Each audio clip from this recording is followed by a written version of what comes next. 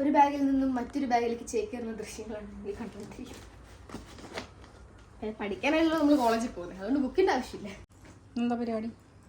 ഇനി നമുക്ക് 2 പരിപാടികളാണ് ഗൈസ്. നമുക്ക് രാവിലെ 10:30 മുതൽ നാടകോത്സവത്തിന്റെ, അത് പറയുമ്പോഴത്തേക്കാണ് നാടകത്തിന്റെ ചുവ വരും. നാടകോത്സവത്തിന്റെ ഓഡീഷനും വർക്ക്ഷോപ്പും സ്റ്റാർട്ട് ചെയ്യാണ്. MG യൂണിവേഴ്സിറ്റിക്ക് നാടകോത്സവത്തിന് നമ്മൾ പോകുന്നതിൽ UC കോളേജിന്റെ നാടകത്തിന്റെ ഓഡിഷൻ. പിന്നെ രണ്ടാമത് ഒന്നും പഠിക്കാണ്ട് നമ്മൾ സുവോളജിയുടെ ബോർഡ് പ്രാക്ടിക്കൽ പരീക്ഷ എഴുതാൻ പോവുകയാണ്. എന്തെഴുതാൻ പോവുകയാണ്? സുവോളജിയുടെ ബോർഡിൽ പ്രാക്ടിക്കൽ എക്സാം. എന്താണ് സുവോളജി എന്ന് പോലും അറിയില്ല.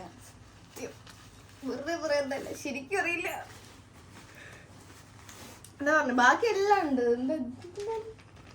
അത് എന്റെ ഹോൾ ടിക്കറ്റ് കണ്ടില്ലേ? എന്റെ മുതൽ ഹോൾ ടിക്കറ്റ് അടിച്ചിട്ടാ. ആദ്യത്തെ college exam, semester exam hall ticket. ചിരിച്ചോണ്ടിരിക്കണ കണ്ട? എക്സാം ഹോളിൽ ഇങ്ങനെ തന്നെ ചിരിച്ചോണ്ടിരുന്നു, ഒന്നും എഴുതിയിട്ടില്ല.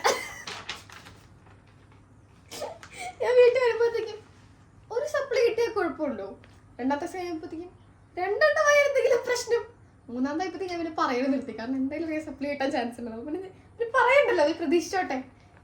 വീട്ടുകാരുടെ പ്രതീക്ഷകളൊക്കെ മെയിൻറ്റെയിൻ ചെയ്യുന്നത് ഒരു കഷ്ടപ്പാടാണെന്നറിയോ? ഇത് കാരണം സൂയിസൈഡൊക്കെ ചെയ്യുന്ന പിള്ളേരോട് എനിക്ക് ഒന്നേ പറയാനുള്ളൂ, എൻ്റെ മക്കൾ അങ്ങനെയൊക്കെ ആണെങ്കിൽ നമ്മളൊക്കെ ജീവിച്ചിരിക്കത്തേ ഇല്ല. ഇതിന് സൂയിസൈഡ് ഒന്നും ചെയ്യരുത്. അത് ജീവിച്ചോ, ഒരു കുഴപ്പമില്ല. വളരെ എൻജോയ് ചെയ്യാനല്ലേ? അതെ, പഠിക്കുക. ഇപ്പൊ ഞാൻ എൻ്റെ ക്ലാസ്സിലെ പല കുട്ടികളും അതായത് 2 മാർക്ക് 3 മാർക്കൊക്കെ പോകണമെങ്കിൽ ഇമ്പ്രൂവ്മെന്റ് എക്സാം ഒക്കെ എഴുതാന്ന് പറയുന്നുണ്ട്. അപ്പൊ നമ്മളൊക്കെ പറയുന്നത് അതോ ഞങ്ങൾക്ക് പാസ്സാവുന്നേ ഞങ്ങൾക്ക് ഉറപ്പില്ല, എന്നിട്ട് ഞങ്ങൾ ബുക്കൊക്കെ എടുത്ത് കൊടുക്കുന്നുണ്ട് ആൾക്കാർക്ക്. അപ്പൊ നിങ്ങൾ ഇങ്ങനെ 1-2 മാർക്കിനൊക്കെ ഇമ്പ്രൂവ്മെന്റ് ഒക്കെ എഴുതുന്ന പറഞ്ഞാൽ ഞങ്ങൾക്ക് ഹേർട്ട് ആവുന്നുണ്ട് എന്നാണ് ഞങ്ങൾ പറയാറ്. അങ്ങനെ ഇപ്പൊ അങ്ങനെയൊക്കെ പറയും, പക്ഷെ മാർക്ക് കുറഞ്ഞാൽ ഞാൻ ഇമ്പ്രൂവ്മെന്റ് എഴുതുന്നുണ്ടോ?